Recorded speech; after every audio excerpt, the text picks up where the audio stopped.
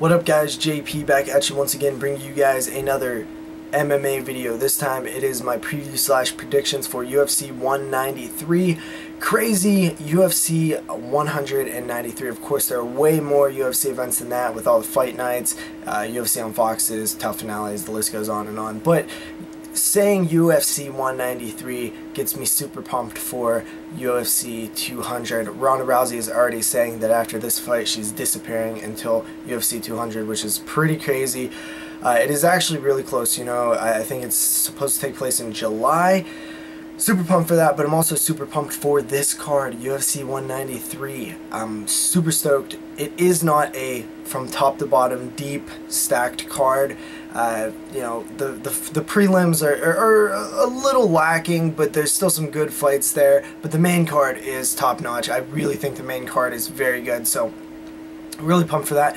Normally when I make these videos I talk way too much about the prelims and then I'm rushing through the video to get to the main event, or rushing through the main event and the main card because I spent too much time on the prelims. It's usually like 20-30 minute long videos. We're not going to do that this time. This is going to be quick, rapid fire. We're going to start in the prelims. I'm going to talk very briefly, if at all, about certain fights. So, flyweights.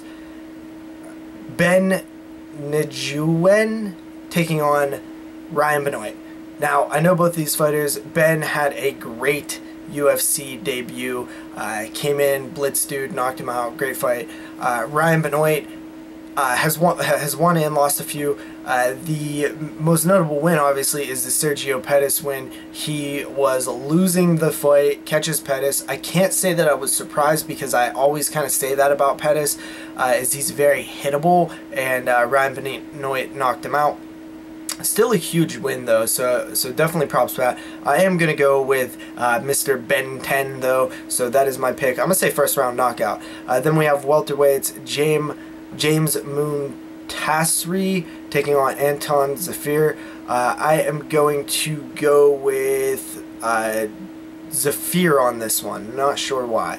Welterweights, Richard Walsh taking on Steve Kennedy. I believe Walsh might have been a member of one of the seasons of The Ultimate Fighter, if I'm remembering correctly, one of the international seasons. Not quite sure. I'm going to go with Richard Walsh on that one.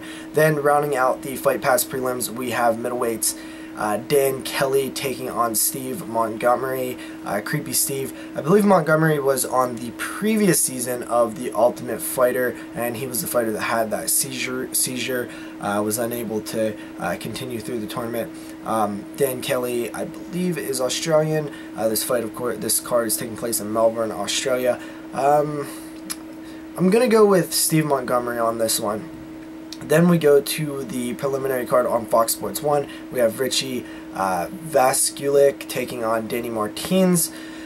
I'm going to go with Danny Martinez on this one. I don't really have faith in either of these fighters, but I got to pick one. Then we have light heavyweight Anthony Perosh taking on Gian Villante. This is probably one of the more interesting fights on the preliminary card. Anthony Perosh is way old. He is an Australian fighter. He did surprise me in a couple of his fights. He's 43 years old. Nicknamed the Hippo. He kind of alternates wins and losses throughout the UFC over the past couple years. I remember that brutal knockout to Ryan Jimmo, of course, and then he had a great KO win over Vinny Magalhaes, which was super impressive, and I did not see that coming. But, you know, he's too old. He's very hittable. When he gets hit hard. Gian Villante is not somebody you want to be hit that hard by. Although he is not the greatest fighter in the world, he is, you know, coming along. I mean, light heavyweight is such a, you know, rough division. I remember that Corey Anderson fight. Gian Villante was losing, catches Corey Anderson, and it was kind of an upset, and then gets knocked out by Tom Lawler, which I really wasn't, I really was surprised to see that. However, I do think Gian Villante is a much more durable fighter. I look for him to knock out the Hippo in round 1. Then we have welterweights Kyle Noke taking on Peter Sabata. I'm not really sure about this one. Kyle Noke at one time was pretty impressive, but he's up in age now. And I don't really see him doing much in the UFC. However, his opponent I don't really know much about. I can't really remember much of his fights. I didn't really look into it that much, but it does look like he's not too bad. He has one over Steve Kennedy, who's on the card as well. He only has 2 UFC fights, so that's why I kind of don't remember him. It makes sense to me to go with a younger fighter in this one, even though Kyle Noke is sort of your veteran fighter. Peter Sabata is definitely the younger, more explosive fighter. I look for him to get the win over Kyle Noke. Maybe TKO round 3, maybe. So then we round out the preliminary card with fighters, lightweights, Jake Matthews taking on Akbar Areola. I think Akbar was a fighter that a lot of people were kind of a bit high on at one point in time, you know, and he hasn't done much in the UFC. Maybe people were expecting him to do a little bit more. And of course, Jake Matthews is definitely a good fighter. I think that he's a solid fighter. He's only 21. I think this was the fighter that you know, people expected to kind of maybe be like a Sage Northcutt or something. Maybe not to that extent, but you know, coming into the UFC, racking up a couple wins, and then James Vick like just completely upset him. He was 8-0 at the time, got his first loss. I think he's going to bounce back good. Jake Matthews should win this fight. He's definitely the better fighter of the two. He's the younger fighter. There's no reason he should win this other than just his own mistakes. Then we move to the main card, which is taking place, I believe, at 10 p.m. This is a very exciting card for me. I actually am interested in all 5 fights on the main card. First up, we have heavyweights, Stefan the Skyscraper Struve taking on Jared Rosholt. Now, Struve is just one of those guys, and his biggest criticism is that he has never been able to use his reach advantage. And it's true. I mean, he really doesn't fight like the tall fighter that he is. He is not rangy. He lets the smaller fighters get on the inside and hit him with big bombs. The perfect example I can think of that is when he got knocked out by Roy Nelson. It was bad, you know. The Alistair Overeem fight, the Mark Hunt fight, I mean, both of those fights, KO losses, KO loss after KO loss after KO loss after KO loss. I mean, the guy has been KO'd, I believe, in almost all of his losses. It's worrisome, and he had that health problem. He did look good against Big Nog the last time we seen him, which it is Big Nog. It is not the Big Nog that we know from the old days. It is a old, worn out, depleted Big Nog. He still looked impressive. I still want to have hope for Stefan Struve because he is only 27 years old, which is crazy, and he should be elite. It just bums me out that he's never really lived up to what a lot of people saw was his potential. And then you have Jared Rosholt, who is honestly kind of a boring fighter. Like, most Jared Rosholt fights are pretty boring. He was doing pretty good in the UFC. He had that loss to Derek Lewis before the UFC. He was on quite a lengthy fight streak, and he got KO'd by Alessio Olenek. Then he got a couple more wins going on, and now he's fighting Stefan Struve, which is probably definitely the best test that he's had so far. Sol Paleli was a good test as well, but yeah, man, I don't really know. Struve could win this fight. I mean, Jared Rosholt's going to look to wrestle him. Struve is very hittable, but I don't see Jared Rosholt knocking him down. Struve is also really good on the ground in terms of submission offense.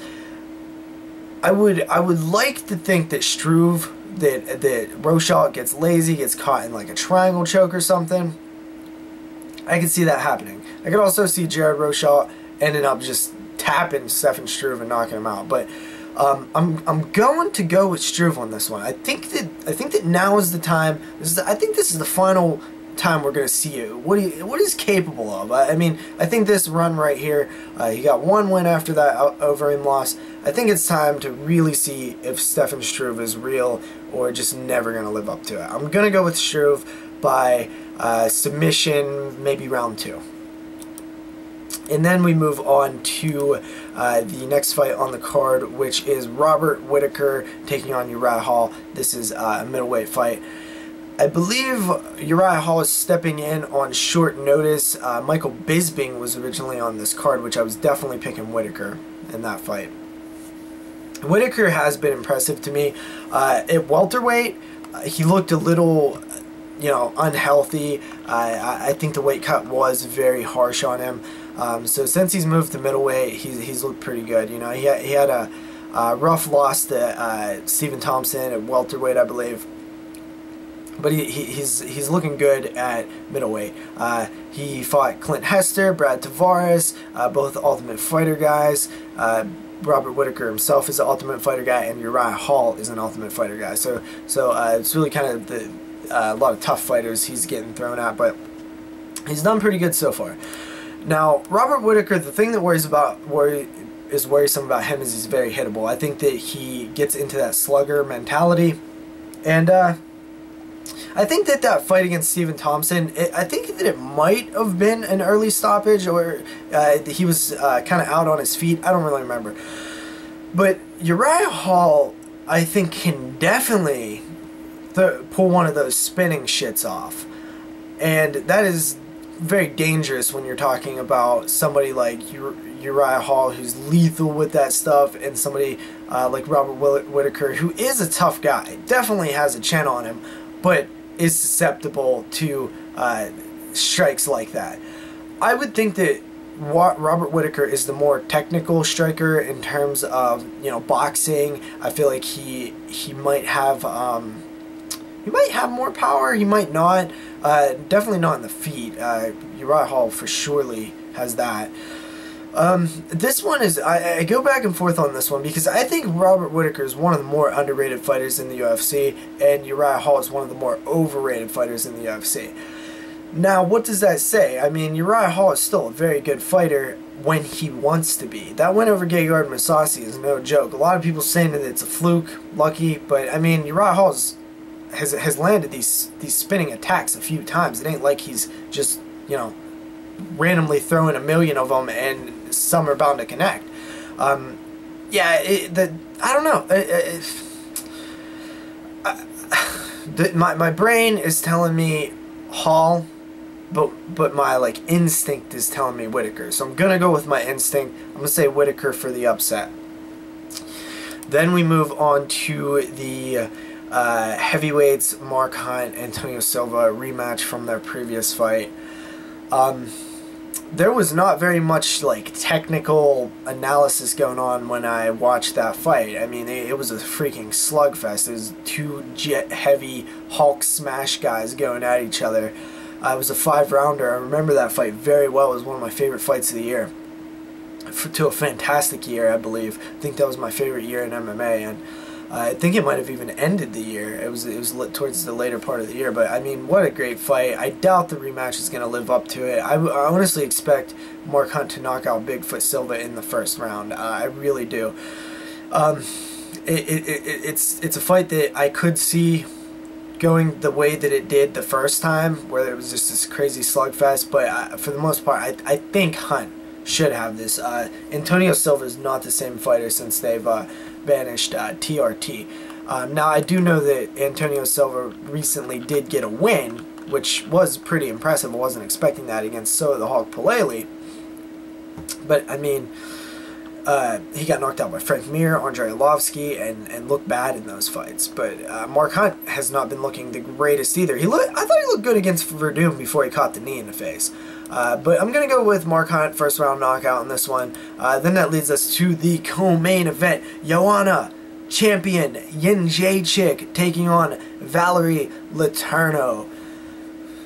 Does Letourneau stand a chance? That's the question. Joanna Jędrzejczyk is a monster. She's a freaking pit bull. She's one of my favorite fighters. I actually caught her first fight in the UFC against Juliana Lima. I saw her fight against Claudia Gadelha, who, honestly, looking back at that fight, Joanna was such a different... I honestly think Joanna, in, a year, less than a year, has really, really leaps and bounds improved. I look at that Claudia Gadelha fight, and then I look at that Carla Esparza and Jessica Penne fight, and Joanna just seems way better. And I don't know what it was, it's so weird. But she destroyed both Carla and Jessica Penne, and mad props to Jessica Penne because that chick is tough. But it was brutal to watch. And I look for much of the same. Valerie Letourneau, I do think people are writing her off a bit too much. I mean, she is 32. She has some losses on her record, but I mean, some of them were at bantamweight. I mean, this is 115 pounds strawweight, and I mean, she's looked all right in the UFC so far. I don't know, man. She's gonna get tore up, but I think she does a little better than people think. I'm gonna say Joanna, 4th round knockout, TKO. Then we move to the main event, which is, of course, Ronda Rousey versus Holly, the preacher's daughter, Holm. I've been watching Holm since she fought on the regional circuit. I know her for a while. I was watching her head kick, forget her name, Alana Jones, I think. And, you know, I was very impressed with Holm early on. I thought that maybe if she developed her skills, honed her skills, really kind of took the slow road, she could have been a future threat to Ronda Rousey.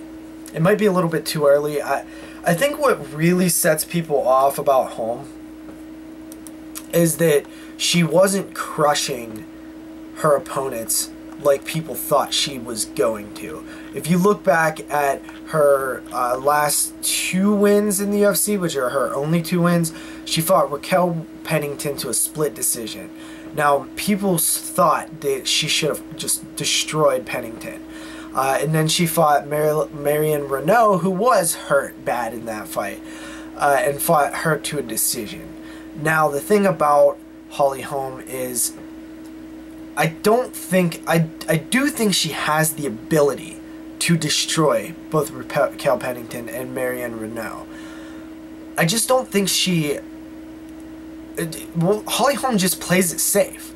She's just a safe fighter. She does not want to take any unnecessary risks. She's winning the fight, and she's just going to do what she thinks she has to continue to do to stay winning the fight. Which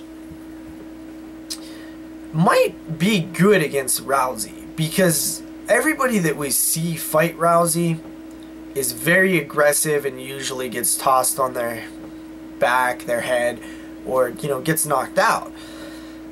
I think Holm is way too smart and careful to rush in like, say, a Kat Zingano, or to be rushed at like a Betch Correia. I feel like Holm is a different type of fighter. I think this is going to be probably the most interesting test to Ronda Rousey's career to date.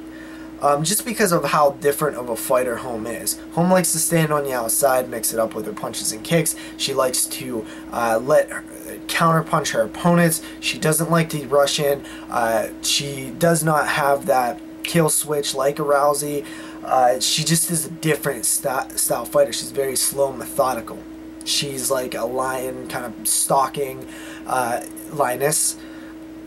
I just feel like that this adds a level of intrigue to the Rousey fight. And we all know what Rousey does. Rousey does amazing. That's what she does. She's just amazing all day. I am absolutely picking Ronda Rousey. But I'm saying that I think Holm could make the fight interesting. I really do. I think there is a potential for this to be sort of a surprising moment to a lot of people. Of course, it could end up like all of Rousey's other fights as well, which wouldn't be surprising. I think what would be surprising is if we see this fight last 3-4 rounds, and I think it could happen. I think that, you know, Rousey's so aggressive though, so that's the thing. She really is. Like, I guess it kind of depends on Rousey. If Rousey's gonna, I think that Rousey could play it a little more chill in this fight. Then again, she might not. I mean, the weigh-in was pretty intense. I did enjoy the weigh-in. Rousey, I'm going to say second round armbar. See you guys next time with another MMA video. Peace.